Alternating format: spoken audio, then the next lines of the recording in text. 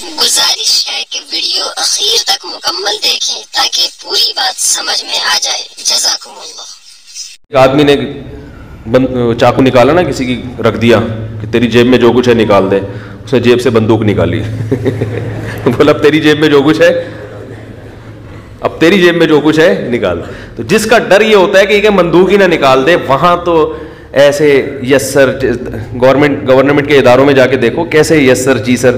میں اکثر اپنا واقعہ بتاتا ہوں کہ ایک جگہ میں گیا گورنمنٹ کے ادارے میں, کسی کے ساتھ گیا, کوئی گواہی تھی, پتہ نہیں کیا معاملہ تھا.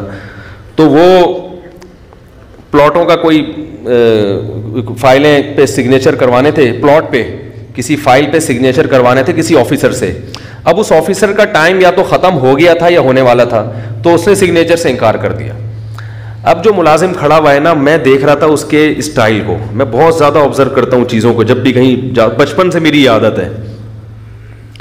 میں اس کا اسٹائل دیکھ رہا تھا, ایسے بھیکاری پن والا منہ بنا کے نا, سر پلیز سگنیچر کر دیں. اسٹیٹ ایجنٹ تھا وہ, اس کا چونکہ کمیشن تھا نا اس سگنیچر کروانے میں. اس نے نا غصے میں آفیسر نے فائل اٹھا کے یوں پھینکی ہے, یا تو اس کے منہ پہ ماری ہوگی جو لگی نہیں, دیوار پہ جا کے لگی. اتنا غضبناک ہوا, بولا نہیں کروں گا, جاؤ. ذرا بھی غصہ نہیں آیا اس اسٹیٹ ایجنٹ کو. میں یہ سب چیزیں نوٹ کر رہا تھا. میں اس سے سبق لے رہا تھا کہ اگر اس کا 10واں حصہ بھی ہم اللہ کے ساتھ کر لیں, کیا خیال ہے بھائی؟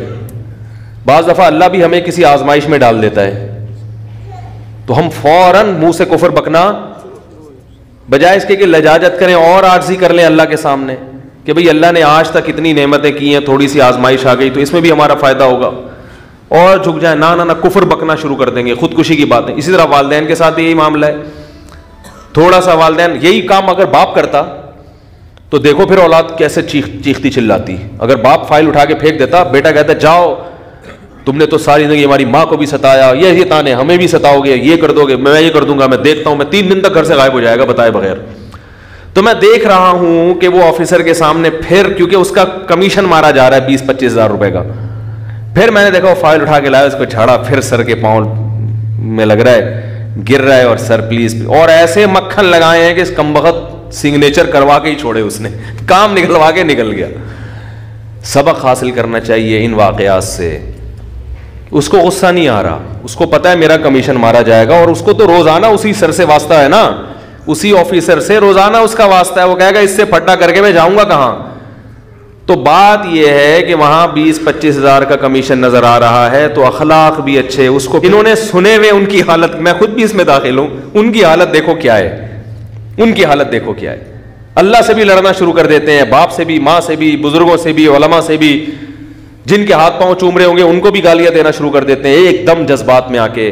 تو اس لیے اللہ تعالیٰ نے بتا دیا کہ دیکھو جو امپلائی اپنے آفیسر کے سامنے اس طرح سے جھک رہا ہے, کوئی ملازم, اس کو جتنا کمیشن مل رہا ہے وہ بہت تھوڑا ہے. میرے کہنے پر غصے کو پی جاؤ گے, برداشت کر لو گے. جہاں غصہ جاری کرنا حرام, بعض جگہوں پہ غصہ جاری کرنا واجب ہے, وہ تو ایک الگ چیز ہے. تو میرے کہنے پر اگر پی جاؤ گے, برداشت کرو گے, تو میں جو تمہیں کمیشن دوں گا وہ اس کمیشن سے بہت, بولو بھائی, زیادہ. اب وہ کیا کمیشن ہے میں بتانے والا ہوں. ٹھیک ہے نا, وہ کیا کمیشن, تو وہ بہت, کیونکہ مشکل بہت ہے. کمزور پہ غصہ آئے اس کو پینا بہت مشکل کام ہے, بہت مشکل کام ہے.